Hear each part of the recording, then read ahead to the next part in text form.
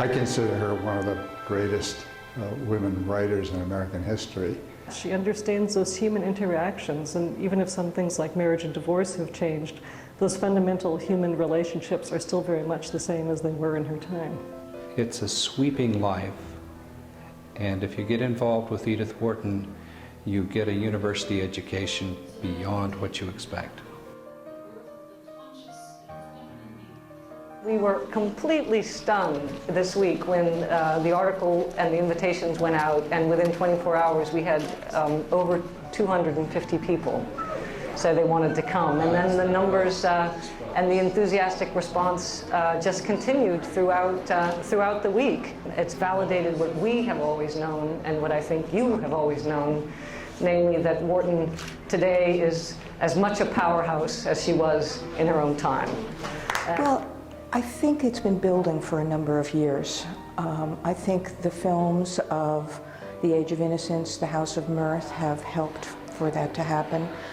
I think the feminist movement has brought a greater interest on the part of women readers to know what women have to say about women's lives. Although Wharton certainly was not restricted to writing about women, she wrote wonderfully about men as well. I think she's relevant today in the way that we are interested in the lives of other people, and she was good at capturing that. She had a wonderful sense of imagining personalities, and we're always interested in what other people are like.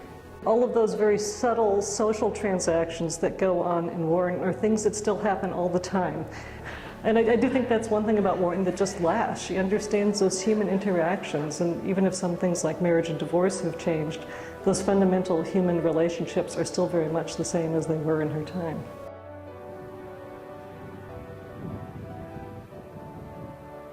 I think this home is very important because it's one of the few houses in the United States that actually was designed and built and paid for and then lived in by an American woman.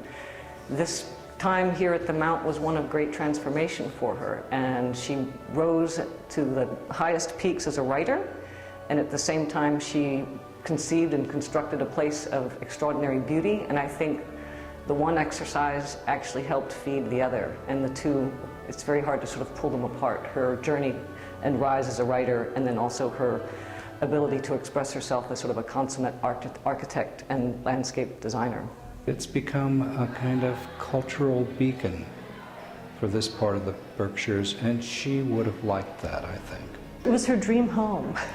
And that's something I still feel when I come here, that, you know, most people never get their dream home. Plus, she finally was able to make that space where she could both be outside and do gardening things and country walks and country joys, as she said in her memoir, but also have this space where she could have peace and quiet and write in the morning the way she wanted to. And, you know, what a wonderful view out her window while she was writing and thinking. It's marvelous. I really think it's an inspiration for writers, and particularly an inspiration for young women. I love to see the young writers come for their writing contest. I love to see little girls with their aunts or their grandmothers or their mothers, and to see them understand that a woman built this, a woman designed this, a woman paid for this largely with her own money that she'd earned from writing, and that she'd written all of those books and lived so many places, and it's a world of possibility to them, and that's pretty wonderful. I'm David Rhinelander. And I'm Frederick Rhinelander. And how are you related to Wharton? We are first cousins twice removed from Edith Wharton. I've been here enough to see the renovations in progress, and I think it's wonderful what's going on.